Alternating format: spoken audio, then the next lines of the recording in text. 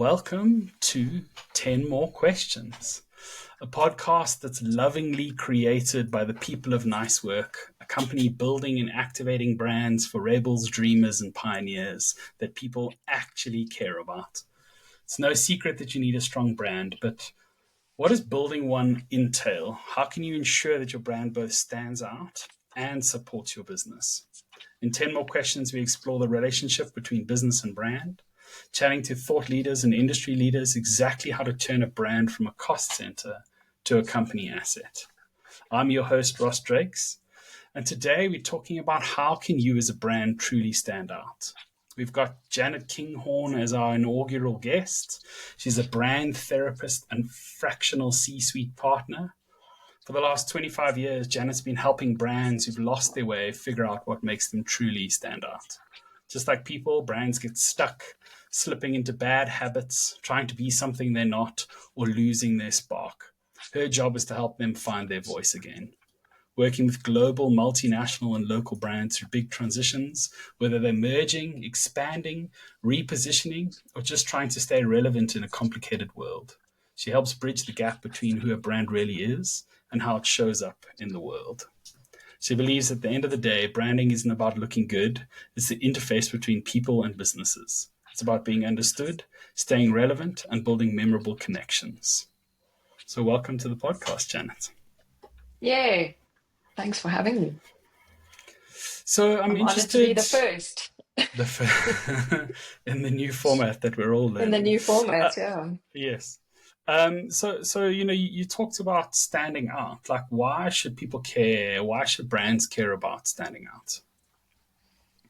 So I think with all the proliferations of channels that we're seeing now, um, being seen and actually getting noticed is becoming harder and harder and harder.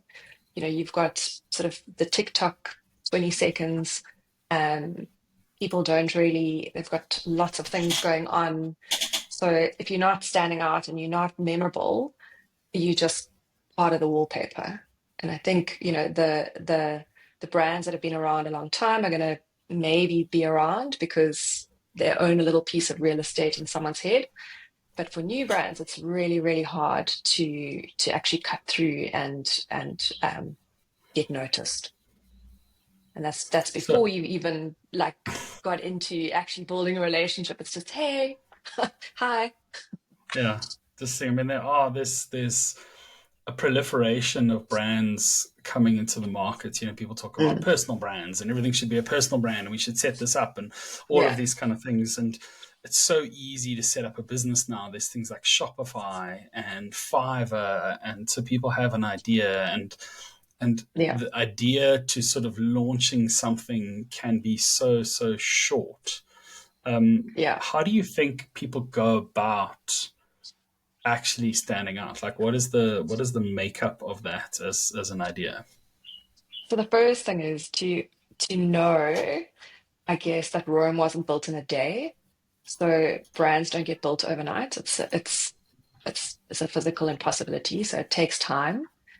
Um, it takes perseverance. That we say that branding is like more like the Iron Man than it is a sprint because you're going to be doing things over and over and over again, and sometimes it'll feel boring, and sometimes it'll feel confusing. But I think the thing that I would say to any brand starting out is just kind of stick with it and make sure that you've kind of built a collection of assets that are useful that you can kind of use in any channel in any medium. But I think the biggest thing is just um, being clear about yourself, being clear about what your product is, what you can actually give out into the Mm, world, because I think a lot of people um, think they have a brand, and then when people actually start interfacing with it, it's a very different kettle of fish. So for me, that clarity is really, really important nowadays. mm.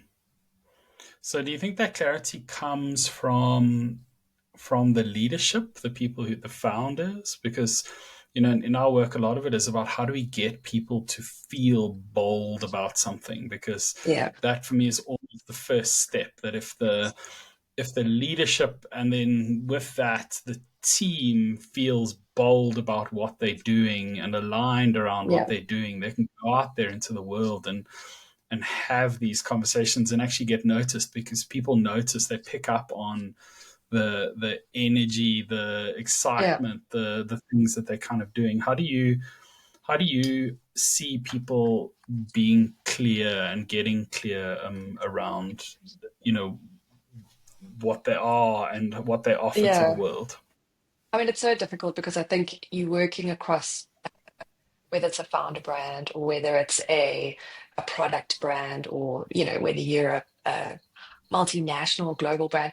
you know I think that for me there's always a DNA, and that's a kind of combination of a vision from somewhere, so that could come from a founder. So that's the kind of business objective, and the kind of, where do you want to go, what do you want to do.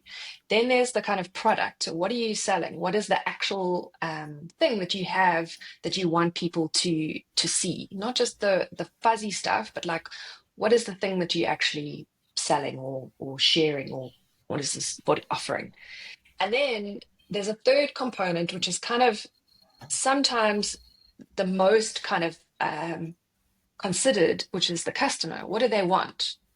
And so Mm, there's this weird kind of triangle at play at any given time, where you either, I find that a lot of brands are focusing in one of those things, maybe two.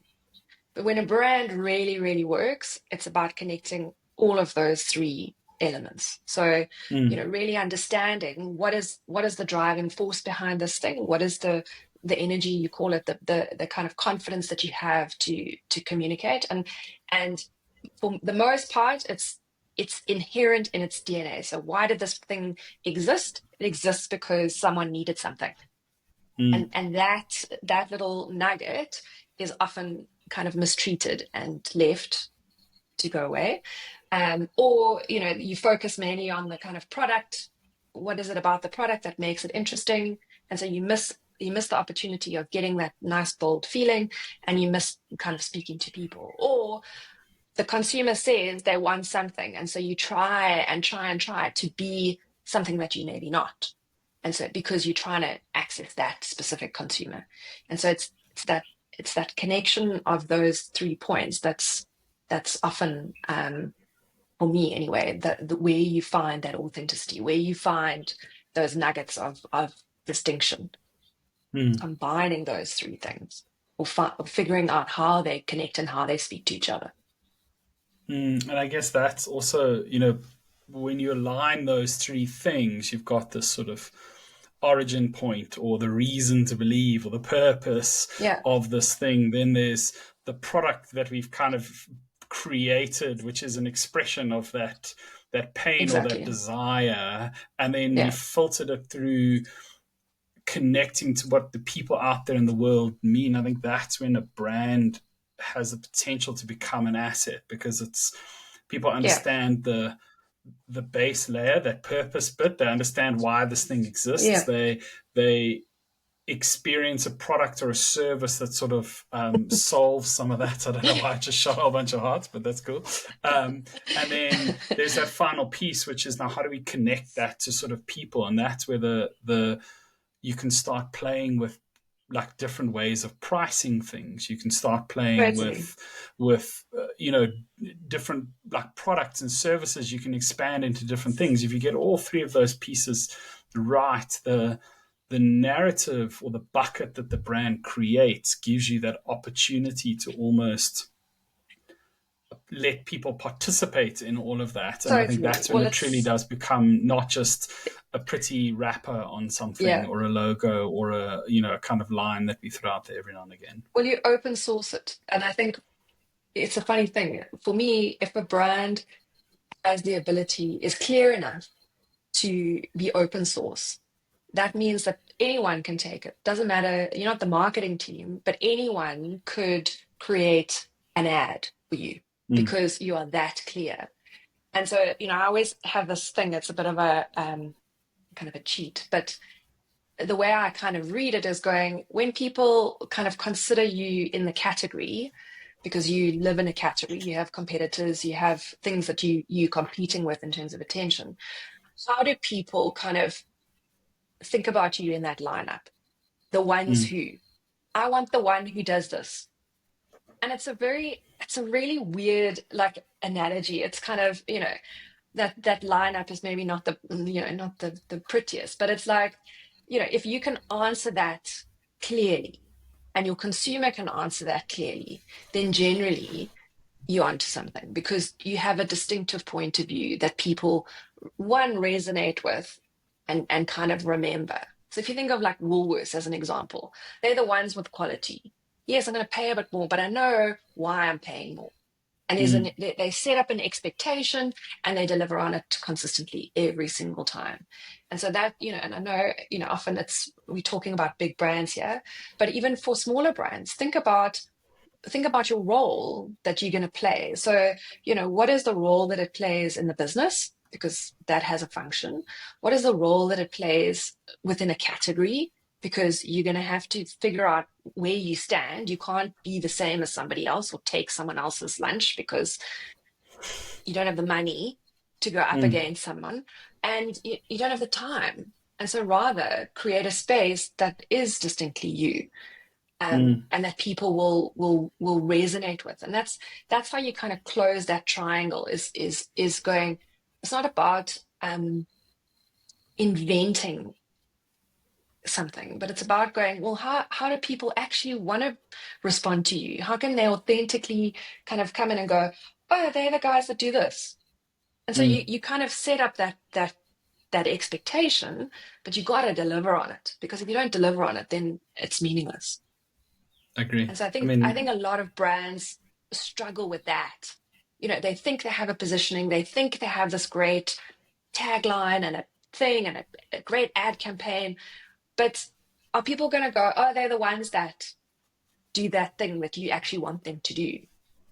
And so mm. that's that clarity. And it's a good question because sometimes even, I mean, I've had this where with a financial services brand where I'm like, well, if I put you in a lineup against these guys, and these guys, how do people actually, you know that it's you without all the other bits, the logo, the comms, the whatever? How do they know that it's you? And that's the experience, Mm. which is, yeah, I think the sort of holy grail of branding, I guess.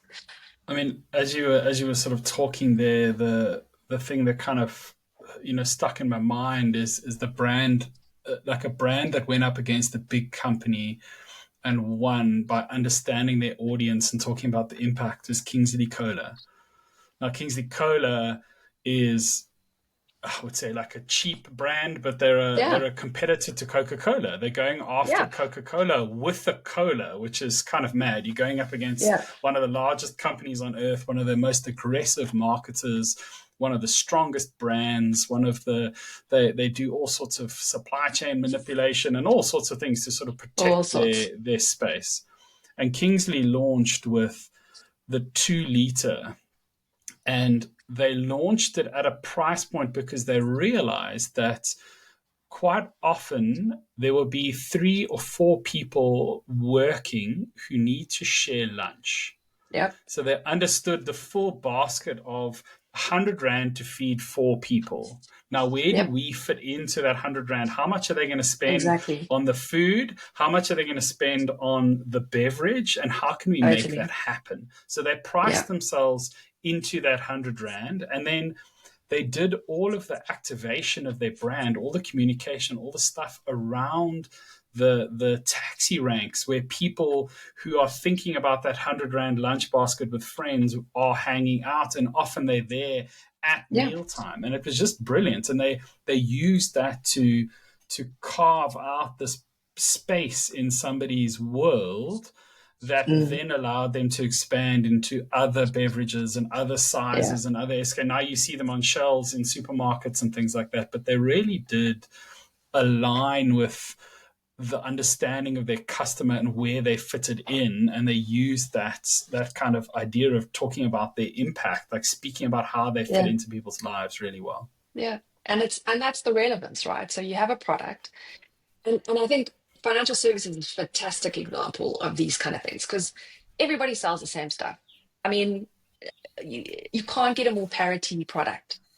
Mm, And it's the small things. It's the ones that do this. Oh, I think I want to go to Investec because those guys are going to do things a certain way. Or I want to go and bank with Standard Bank because those guys are going to do things a certain way.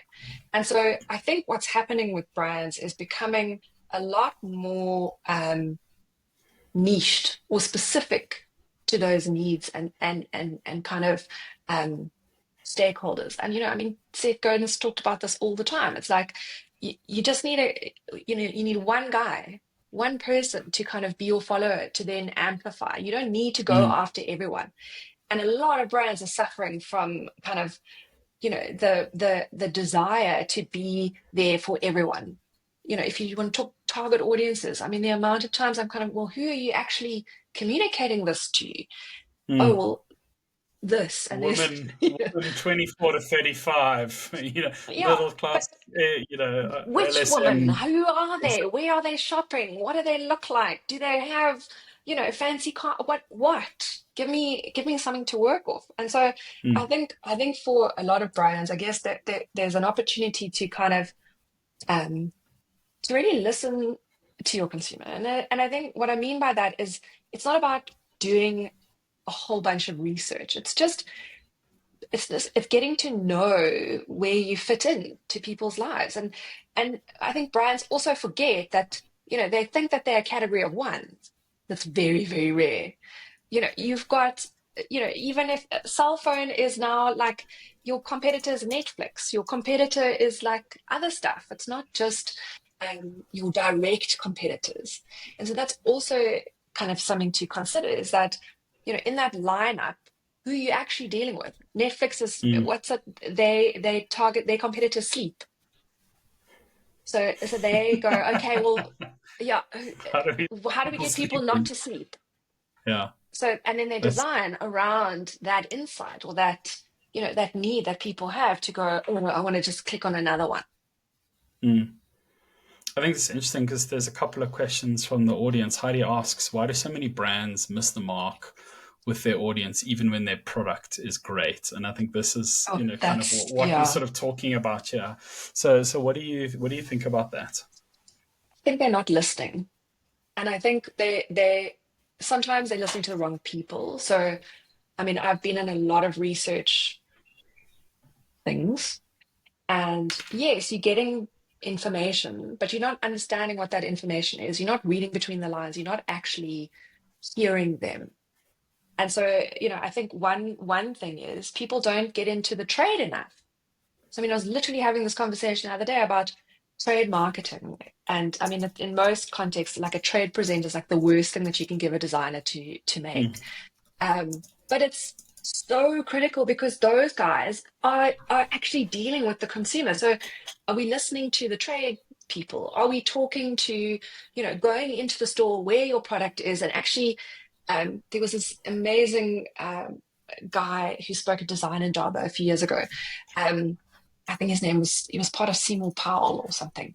And he was a product designer. And he always said, when you're looking at research, when you're understanding how people are using your product, turn off the sound because people will tell you certain things.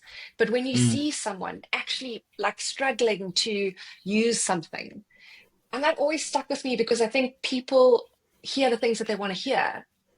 They don't actually listen. And so mm, for me, that's a very key part to understanding kind of who your target audience is. And I think sometimes people are a bit delusional about who their target audiences are. They think that they're going after XYZ, but there's the classic case of Sissy Boy. Their communication was for kind of 20-year-olds, but the actual target audience was 50. And so and they're doing that specifically. So there's specific, ways and which they do that. But it's really kind of understanding who those people are that are using your product and really kind of finding a way to get a feedback loop. mm. Um, I think it's also, it's good to get an outsider's perspective in this because I think it's quite difficult sometimes, especially if you've started out and you've run for a little bit and things Yeah, have yeah, kind yeah. of evolved, you've kind of reached this point. It's difficult to sometimes see that you are misaligned and that Mm, you've mm, kind of mm, believed a lot of what you've seen and mm, heard for so mm, long. mm.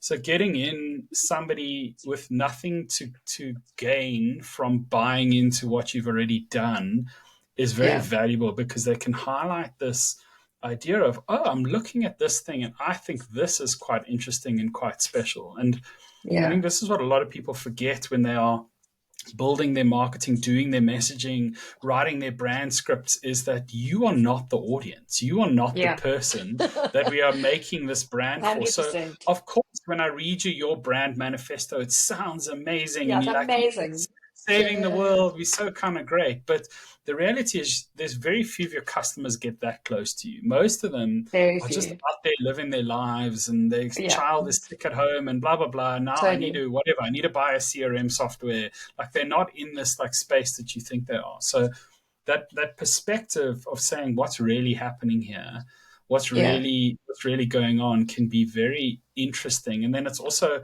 I guess, if it stands out to the creative people that you pull into your orbit, there's something to build on. That like there's something to yeah. build those emotional connections to that people can then do. And I think to come back to Heidi's question, I think it's the disconnect for me is that when people lose the emotional connection, they become too in love with the product and what we've Mm, made, and they forget the problem or the opportunity or the thing that they kind of started building the product to serve. yeah, So now I'm like, you have to see this thing, as opposed to, this part of the world really sucks and it shouldn't exist. And I think that's the thing that customers really kind of connect to in those sort of spaces. And that's why you see things like naked insurance popping up and like taking on the insurance world because people are like, the insurance companies are so bland and so yeah. so non-personal, and like the application process is terrible, and they're building Terrible. products back from the Yeah, problem statement and not from the product thing of like, let's just make insurance. yeah. And that's, I think that goes back to that thing of just really listening and kind of understanding the audience from, not from a demographic perspective. I mean, that is so outdated and I can't, it's more from a who are the types of people? What do they do? Mm, Where do they show up? How are they showing up?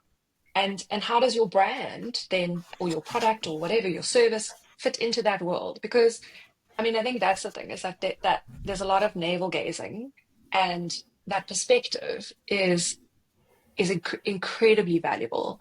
I mean, I guess that's how I got into brand therapy because it just felt like people needed a little bit of perspective and just a different view, a different voice that was agnostic. Like I don't believe in, I'm not into channels. I don't want to make any kind of ad or whatever. I just want to help the brand be strong and successful. And often that is about listening and questioning, because also that's another thing.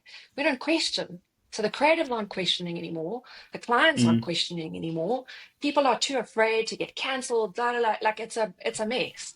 And so, I think it's really important to just go, hang on a second, because people forget they have time.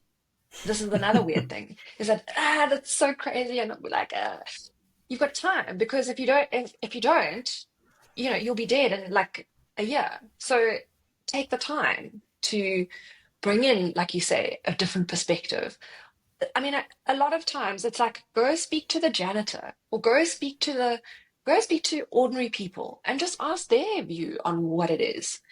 Look at social media. How are people responding to brands? That's a great way of doing it. I mean, we did that with Castle Lager years and years ago, and we were like, oh, it's not about the beer, it's about the friends. Oh, mm, the consumers were telling us the whole time where it needed to go.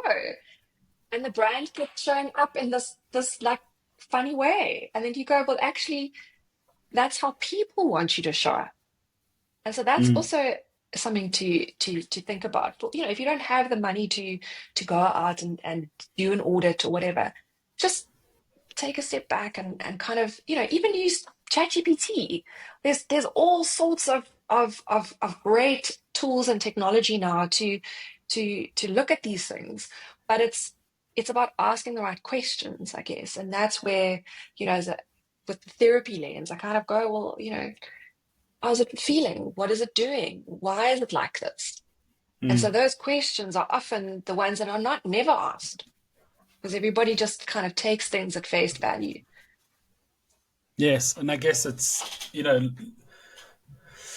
like people always say that creativity, is this powerful thing, but I believe that creativity is actually just a practice. It's just a way of being, and it can Yeah, only really make a difference when you apply it to those things. So yeah, answering that question, why should somebody care about this? Why should I care about it? Then it's like, okay, now yeah, how do we bring a little bit of joy and a little bit of fun and a little bit of yeah, interest around this idea? And that's where the good kind of stuff comes from. And I think, yeah. this leads into Nicole asked this question, which is, what does it actually mean to find your voice as a Oh, brand?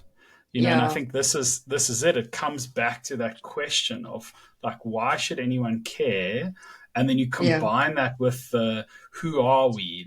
Who are we, the people that kind of created this?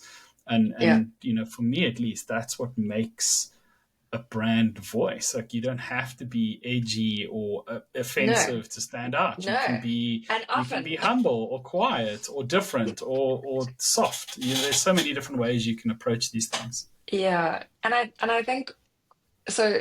There's a lot of talk around authenticity, and I think it's a double-edged sword, because what is authenticity, and like it's a buzzword and blah, blah.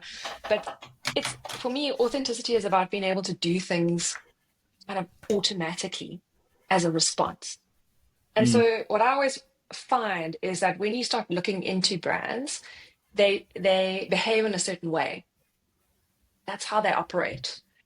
And sometimes they think that some things are negative. Oh, we don't want to be. So, I mean, giving a perfect example, Standard Bank, they didn't want to be the biggest bank. And I was like, well, sorry, but you are. And you kind of have to act like it. be there. And that's Yeah. what people are going to expect from you.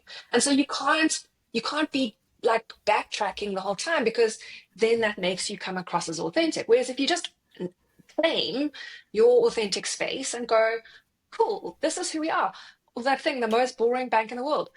Yes, it's a negative, but actually in that category, an amazing positive. And so Mm, often people think that their kind of their voice is not valuable. And so that's also critical, is to understand kind of like, you know, what is it about you that makes people listen? So, why will people come back over and over again is because you will do something consistently. So mm, you set up it's again going back to that thing. You set up an expectation so people know, oh, they're the guys that do this. Okay, so when you set up that expectation, then I have an assumption of how you're going to respond to me and how you're going to make me feel. And that's the kind of, that's the magic space. That's the, if you can create that flywheel, that people just understand. Nando's, open source brand. They're very clear, a little bit fuzzy, maybe now they're out to pitch. Let's see, let's watch the space. But it's amazing because that brand operated from a place of certainty for such a long time. They had a role to play. They had a mm, tone of voice. They knew who they were. They weren't afraid to use it. Um, and they were cool about it. And so, I think if people are looking for that tone of voice, often they go to the kind of key, like, "Oh, I want to be funny." But you know what? There's a million types of funny. And so that's not clear. Oh, but I want to be funny like this guy. We forget that there's a much bigger gamut of um, emotional things. And when you say you want to be dynamic, when you say you want to be professional, there's a million different ways that you can articulate that. And so you have to really kind of hone in on what that looks like. Almost unpack it to a micro detail. So you can't just say you want to be funny, or you can't just say you want to be uh, sexy. Because is it, I don't know, Sade sexy, or is it like walk the runway in underwear sexy? There's so many different ways that people can unpack how you do things. So maybe the Mm. question is rather like think about how you want to come across and the feeling that you want to leave people with, because that's a good indicator of the tone of voice that you're gonna have to adopt or be or I guess connect with yourself and Yes. define. I want to jump back to, you were talking about this idea of authenticity, and I don't believe that brands are authentic and can be authentic, because essentially a brand is a transactional vehicle. It's a thing that's trying to get you to feel something in order to Yes, perform an action, which is inherently unauthentic. It's not inauthentic. just Yeah, being, it's like and it's that's it's and that's just why I say it's like I think what I mean by authenticity is you have to be true to mm, your organization, to your distribution network, to your audience, to your product. You can't make up stuff.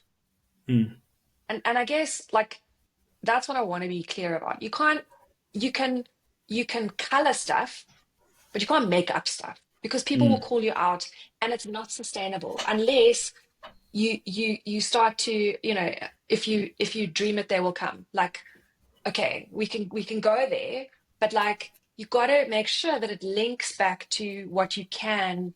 And when I say sustainably, and I don't mean that in a green way, I mean on a regular basis deliver on that expectation. And that's the authenticity for me. It's like you can't say something and then show up in a different way, mm. or you can't have a product and then show up in a way that doesn't function, because there's Or that be the biggest dissonance or and that pretend you're not. disconnect. Yeah, like it's Yeah. that disconnect.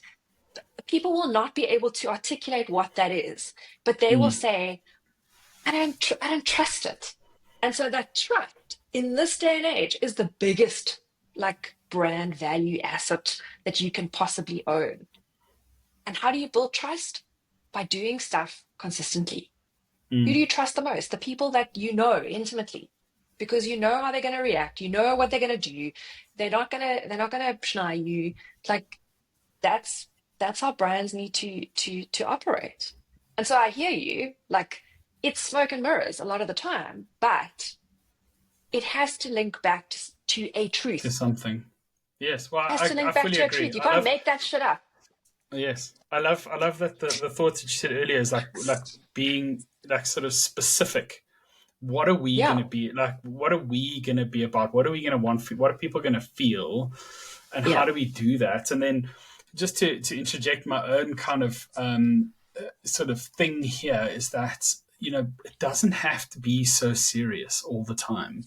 no, Even if you're no, selling even if you're selling funeral policies, even if you're selling investments, like, the thing that people need in the world the most is more joy, like yeah, more, hope, more fun, more hope, more, and I think this is something that certain brands really kind of understand, and others are kind of, they forget that. And so often you yeah, can see the ones that people, coming back to this topic of standing out, like the ones that people yeah, remember are the ones that make them smile. And that can be done in yeah, very, very subtle ways. It doesn't have to be that you're the yeah. class clown, but you can No, you can deliver stuff in a interesting way. I mean, we stayed years ago. My wife and I were in New York, and there was a blizzard that took out all the planes. So they were like, "Cool, you're going to stay in New York for another 5 days because everything's shut down." So I went on to lastminute.com and I got a booking at the Soho Grand Hotel. Now, at the time, I didn't know this, but part of the sales pitch of the Soho Grand Hotel is that everybody who works there, firstly, is ridiculously good looking, but is also like a New Yorker born and bred. So they Yeah. are New York. So you can ask people about like what's happening in the city, and they understand like the underground of what's going down and all of these things. But they their whole attitude is a little bit offish. It's like a little bit New Yeah. Yorky. Like they're kind of like, you're a Yeah. little Yeah. bit Yeah. lucky to be spending lots of money to stay here. And the one day I was walking out the door, and the guy who held the door open for me was like, I don't think you should wear those shoes. And I was like, what? He was like, with that outfit, no, I don't think those shoes are kind of working. So I was like, okay. So I turned around and went back into my hotel room. But, I'm still smiling about it kind of years later, because that's part of It's their memorable. personality, and it Yeah. works. And it's like, Yeah. he wasn't doing it to be mean. He was No, like, he looked at me and he was he like, was on honestly, dude, brand. like, I think you Yeah. Yeah. could, Yeah. I think you could try You a can little do bit harder better. here. Yeah. And I believe in It's you. New York, for God's Um, sake. but so I think this Yeah. is I mean, where, it's the you same know, with. I mean, if you look at Virgin, same kind of approach. Just I think that there's like if you go back to the lineup, right, and you go, they're the funny ones, they're the this ones, they're the that ones. That they're multiple ways of. They're the happy ones. They're the ones that make me feel good. They're the mm, ones that do that. There are so many ways that you can kind of connect with people, and I think that's what's often missed missed mm, opportunities completely. I mean, I'll give you an example. Worked on a brand called Deanston, which is a very niche whiskey brand. And I mean, if anybody's worked on whiskey, you will know it is the most cluttered, crazy category ever. And from everybody this wants peat to bog in have, Scotland, from that oh peat my bog in God, and it's Scotland, from like this this peat. castle, and we've been around for 200 years. Well, this one was different because, and this is how the guy describes it, it's like biting into a granny smith that's been colored in with a wax crayon. And I was like, okay, this is something I've never heard of. The language, the way he described it, and this was coming from the maker. And you go, Mm, okay, I want to take that and I want to bottle that. And yes, it's going to be disruptive. And yes, people are going to be like freaked out by, is it going to be like waxy on my tongue? I don't know, but I kind of want to try it. And so it's not being afraid. And I think that's a lot of like my job is often just giving people permission to be themselves, which mm, is weird because you would think that in this day and age, like people just kind of want to be themselves and like are comfortable with that, but it's not. mm. And so, I think that's also a thing is just give yourselves permission to be a little bit quirky or a little bit funny or a little bit other because that's kind of memorable. Mm. Yeah, and I mean, I'm fully with you. I think, I say this to people all the time, that building brands, the best brands, happen when the people who create the thing collaborate with people who know how to sort of package it Yeah. and make it, Yeah. because it's all about making it better. They come in and they go, we've seen what you've built here, we see what's interesting here, and we're going to Yeah. make it kind of better in this way. And I think Yeah. And I, the internet gives us opportunity to collaborate with so many people. Like, there's so so many many. talented people out there, and you can get access to them so easily in Yeah. so many different ways, and at so many different price points. I think it is really important that people think about that idea of putting these people in, and like, who am I Yeah. collaborating with to tell this Yeah. story in a meaningful, interesting kind of way. Yeah. For sure. And I think, giving creatives or, I think we inherently have a design thinking brain. We sometimes can't necessarily communicate it well, but we instinctively go to places because we understand emotion and tone. And I think that's what often, creatives is not, it's not just about adding lipstick. Creatives understand and can articulate and can kind of codify what you're trying to say. And I think that level of trust or kind of building trust or partnerships with creative people gives you the space to get a slightly different take on it or challenge the conventions of what is happening. And so Mm. it's an incredibly powerful relationship. It can be destructive to you because for lots of different reasons, but if it's We don't used talk about that. well, no, we don't talk about that. But it really, and that's on both sides here. But it's really it's super powerful, super powerful. Mm. So I want to ask you kind of my final question, which, in terms of standing out, what is like one reason that people should really kind of care about this idea of needing to stand out, or why they should stand out? One word, value. And so, Okay. like, it has implications.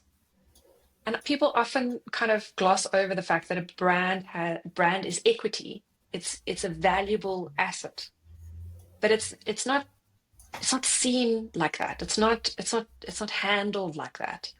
But ultimately, a brand is just an organizing principle, right? It kind of helps guide thought processes and kind of how people connect with the interface, like I've said.